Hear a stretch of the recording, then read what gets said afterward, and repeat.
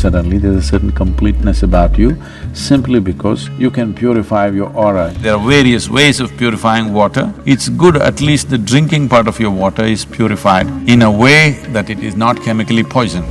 There is a certain cleansing of the Akashic dimension of who you are. At some point, you'll feel suddenly there is a certain freedom, a certain release within you.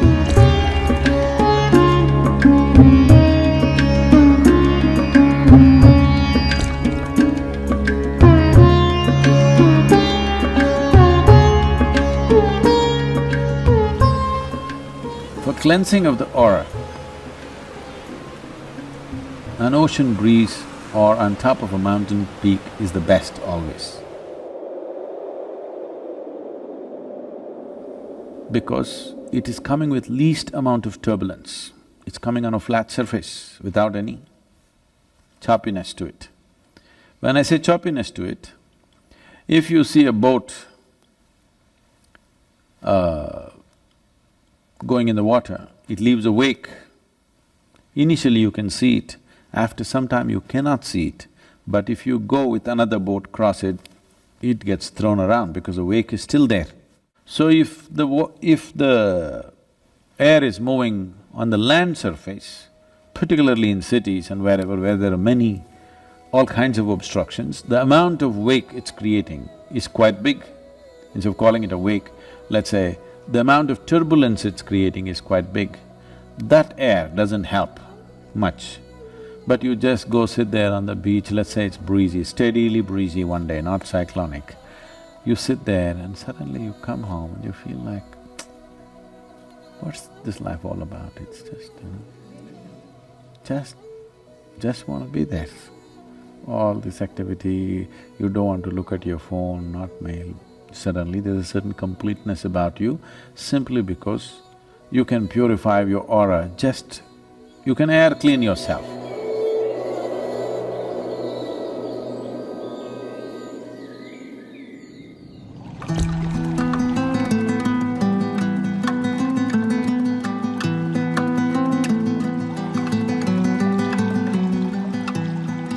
Running water over vegetables is a good thing to do, but you're running chemically contaminated water. When I say chemically contaminated, I'm talking about chlorine that you're putting into it. I want you to understand this. The nature of life on this planet is such. What works as a poison to one creature also works as a poison to another creature, maybe not to the same extent. What kills a bacteria also kills you in some way, because 52% of your body is bacteria. It also kills you in a certain way. Maybe you won't fall dead, but kills you. So if you can kill a bacteria with something, in some way you kill a part of yourself too, but you have taken to that choice because of people have come together in large numbers to live in one place, not out of their love for each other, out of greed, out of compulsions, out of whatever. So once people concentrate like this, then contamination happens on various levels.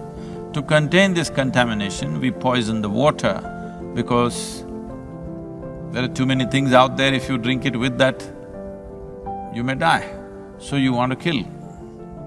It's chemical warfare every day, both for those organisms in the water and also the organisms in the body and your own organism. You yourself are an organism.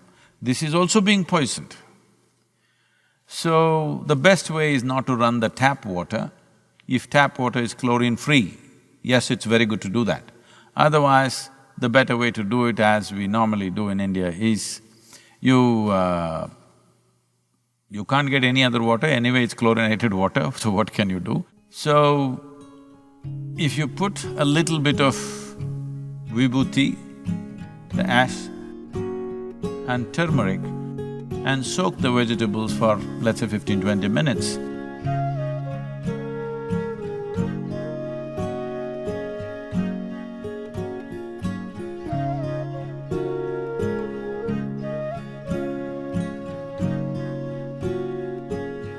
has much better impact rather than running it with chlorinated water.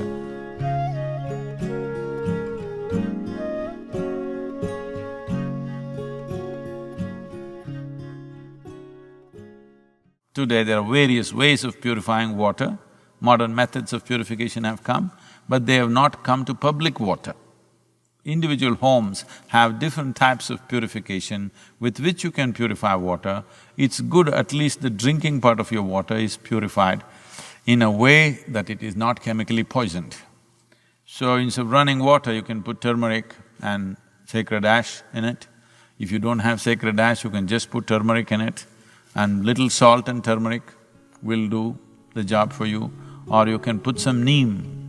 You can have some amount of neem leaf in your house. Every day you can use the same water. That is the beauty about neem. If you have a bucket where the bottom is full of neem leaves, every day you can put your vegetables into the same thing and pick out your vegetables and keep the water closed.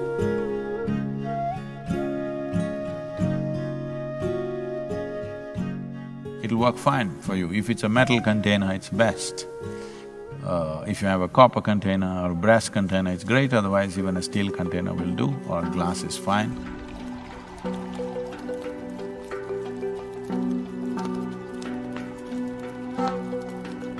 Using fire as a way of cleansing your system is a very powerful system.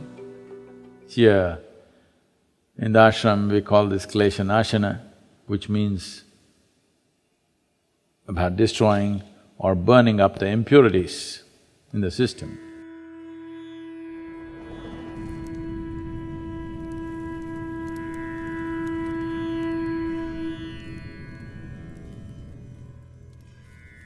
Because when you look at the human form,